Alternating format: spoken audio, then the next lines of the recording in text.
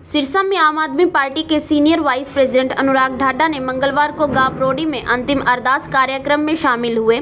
इसके बाद सिरसा में पत्रकारों से बातचीत में अनुराग ढाढा ने कहा कि जिस तरीके से आम आदमी पार्टी की जिला पार्षद संदीप कौर के जेठ पालाराम की नशा तस्करों द्वारा हत्या कर दी गई, क्योंकि वो लगातार नशे के खिलाफ आवाज उठाते थे, इसलिए उनकी हत्या कर दी गई थी। आज उनका भोग रखा गया था, जहां समाज के सभी लोग इकट्ठा हुए थे। ऐसी हत्या के बावजूद नामजद आरोपियों को गिरफ्तार नहीं किया गया। ये बहुत ही शर्मनाक वाली बात है और ये दिखाता है कि भाजपा की सरपरस्ती में नशे का कारोबार पूरे इलाके में चल रहा है।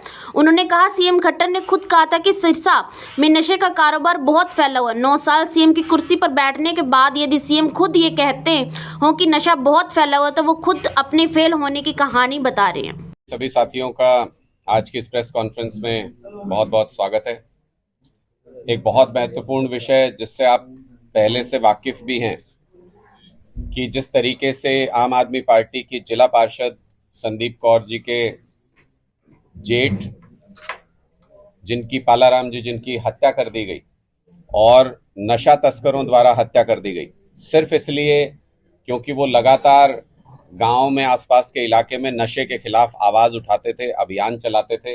आम आदमी पार्टी नशे के खिलाफ लगातार लड़ती है, संघर्ष करती है, इसलिए उनकी हत्या कर दी गई थी। आज हम अभी उनके भोग से ही वापस आ रहे हैं, अंतिम प्रार्थना से वापस आ रहे हैं।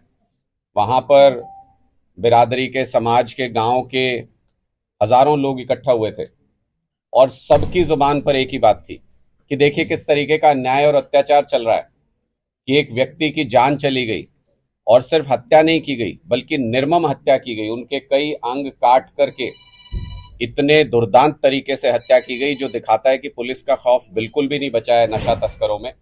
ऐसी हत्या के बावजूद भी जो नामजद आरोपी हैं, जिनका परिवार ने पहचान करके, क्योंकि उनका उस वक्त उनका भाई वहीं पर था, चश्मदीद वहीं पर था, उसके बयान के आधार पर जिनकी तस्दीक की गई, उन लोगों को भी पुलिस अभी तक गिरफ्तार नहीं कर पाई है। ये बहुत ही शर्मनाक है और ये दिखाता है कि भारतीय जनता पार्टी की सरकार की सरपरस्ती में नशे का कारोबार पूरे इलाके के अंदर चल रहा है।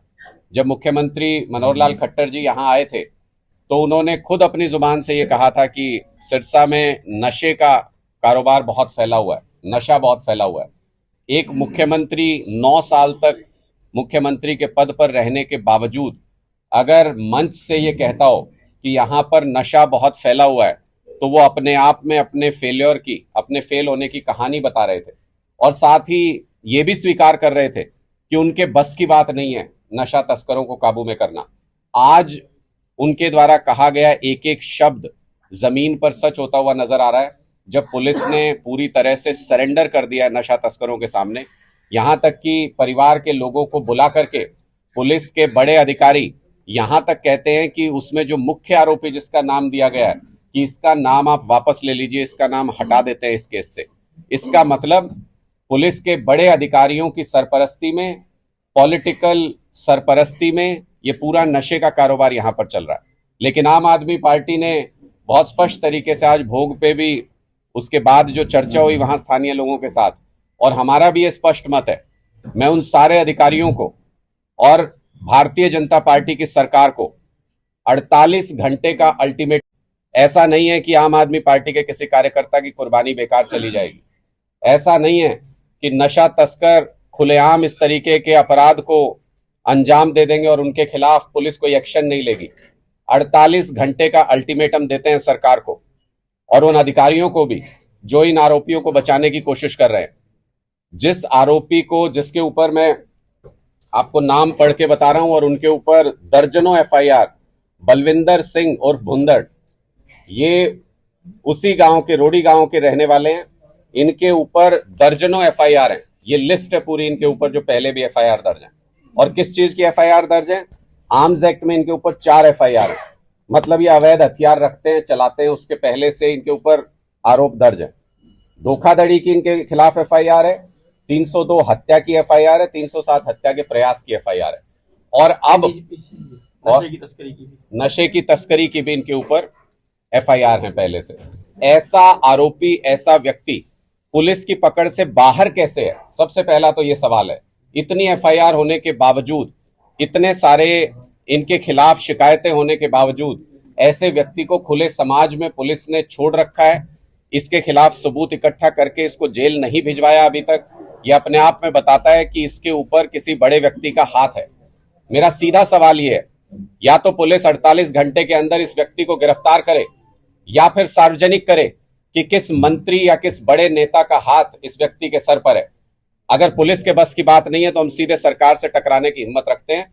हम उस मंत्री का घेराव करके, हम उस मंत्री से सवाल जवाब करके वहां से इसको कराने की हिम्मत रखते हैं। लेकिन कोई भी नशे के तस्करों के खिलाफ आवाज उठाने वाले की हत्या हो जाए और वो उसका जो जीवन चला गया वो व्यर्थ चला जाए, ऐसा आम आदमी पार्टी होने नहीं देगी। हम इस संघर्ष को सड़क पर लेकर के उतरेंगे, चाहे हमें डीएसपी ऑफिस का घेराव करना पड़े, चाहे एसपी ऑफिस का, चाहे मंत्री का, या हमें मुख्यमंत्री के दरवाजे तक जाना पड़े। ये लड़ाई यहां खत्म नहीं होगी। इसलिए मैं इन तमाम अफसरों को आज आम जनता की तरफ से ये चेतावनी देना चाहता हूं कि आप जो वर्दी पहने हुए हैं, जो आपने शपथ ली है कानून की, उसको पूरा कीजिए।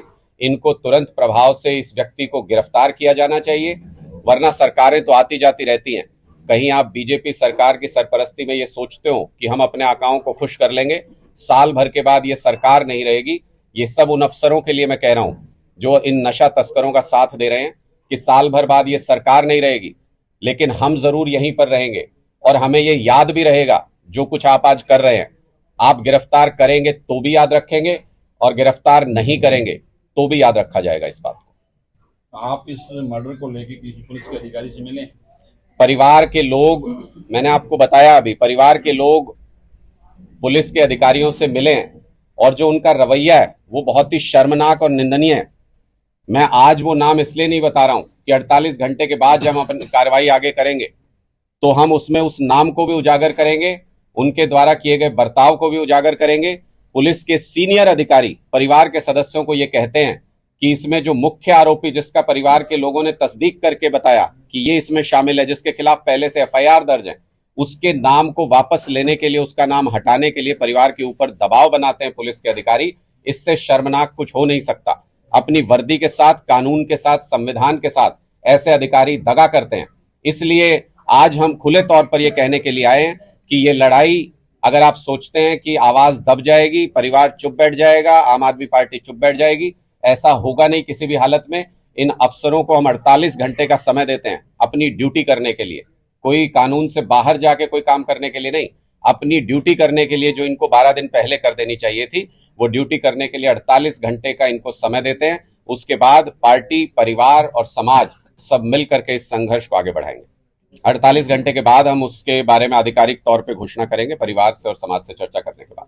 हम किया है, जो नशे के तस्कर हैं उनको जेलों में डालिए। देखिए, वो एक बहुत कमजोर कानून बनाया गया था और जानबूझ के ऐसा किया जाता है। भारतीय जनता पार्टी और जेजेपी हरियाणा के युवाओं के साथ धोखा कर रही है और प्लान्ड तरीके से कर रहे हैं। भारतीय जनता पार्टी ने करीब 30 से ज्यादा परीक्षाएं ली और कहा कि युवाओं को नौकरी देंगे, लेकिन हर परीक्षा का अंत वही हुआ कि वो उस परीक्षा को लीक करवा देते हैं एक सरकारी सरपरस्ती में, और उसके बाद उस परीक्षा को रद्द कर दिया जाता है। 30 से ज्यादा परीक्षाएं रद्द हुई। यानी सरकारी नौकरी देने में भारतीय जनता पार्टी और जेजेपी की सरकार पूरी तरह से फेल हो गई। प्राइवेट रोजगार में जेजेपी ने यह कहा था कि हम आएंगे तो ऐसा कानून लाएंगे। 2 साल हो गए उस कानून को बने हुए। ये तो अब कोर्ट ने उसको कानूनी रूप से कमजोर पाया और उसको खत्म कर दिया कानून को, और सरकार ने कोई पैरवी भी नहीं की कोर्ट के अंदर, मजबूत पैरवी नहीं की, क्योंकि ये तो जाल था, युवाओं को उसमें उलझा के रखना और चुनाव से पहले उसको गिरा देना। आप कह रहे हैं सुप्रीम कोर्ट में चैलेंज देंगे। मैं दुष्यंत चौटाला जी को चुनौती देता हूं कि 2 साल इस कानून को बने हुए हो गए, वो स्पष्ट करें, व्हाइट पेपर जारी करें कि कितने युवाओं ने इस कानून के तहत आवेदन किया और क्या उनमें से एक युवा को भी प्राइवेट सेक्टर में रोजगार इस कानून के तहत मिला है। ये पूरी तरह से टीथलेस कानून था, ये पूरी तरह से नाकाम और पूरी तरह से कमजोर कानून था। इसमें किसी युवा को प्राइवेट सेक्टर में कोई नौकरी नहीं मिली और अंत में कोर्ट में वही हुआ जिसकी प्लानिंग सरकार ने पहले से तैयार की थी कि बच्चे सालों तक घूमते रहेंगे और उसके बाद इस कानून को रद्द करा देंगे और कोर्ट में घुमाते रहेंगे, जैसे ये बाकी नौकरियों को कोर्ट में घुमा रहे हैं। आप इस कानून के पक्ष में या खिलाफ हैं? हरियाणा के युवाओं को रोजगार मिलना चाहिए और पूरी ताकत के साथ सरकार को उसके लिए पॉलिसीज बनानी चाहिए। अगर वो 30 परीक्षाएं हो जाती और उससे हजारों बच्चों की नौकरी लग जाती तो हम उन सरकारी नौकरियों के भी पक्ष में हैं। और अगर 75% आरक्षण के तहत हरियाणा के युवाओं को प्राइवेट सेक्टर में रोजगार मिल जाता तो हम उसका भी स्वागत करते। लेकिन सिर्फ राजनीति करने के लिए ऐसे हथकंडों का इस्तेमाल करने की हम आलोचना करते हैं। और सरकार के लिए, अब पंजाब में तो ऐसा कोई कानून नहीं है, लेकिन उसके बावजूद 38,000 नौकरियां सरकारी और 30,000 जो लोकल जो लोगों को नौकरी मिली हुई थी, अस्थायी नौकरी मिली हुई थी, उनको पक्का किया। इतनी नौकरियों के बावजूद प्राइवेट सेक्टर में 3 से 3.5 लाख रोजगार पैदा किए।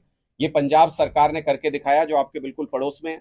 हरियाणा सरकार भी चाहती तो ऐसा कर सकती थी, लेकिन आज हरियाणा में 1,80,000 से ज्यादा सरकारी नौकरी के पद खाली हैं। ये दुर्भाग्य है हमारा कि हमें ऐसी सरकार मिली पिछले 9 साल के अंदर जो ना प्राइवेट सेक्टर में हरियाणा के युवाओं को रोजगार दिला पा रही है, ना सरकारी सेक्टर में। 5 राज्यों में विधानसभा चुनाव है। कांग्रेस, बीजेपी और दूसरी पार्टियां दावा करेगी सरकार बनाएगी।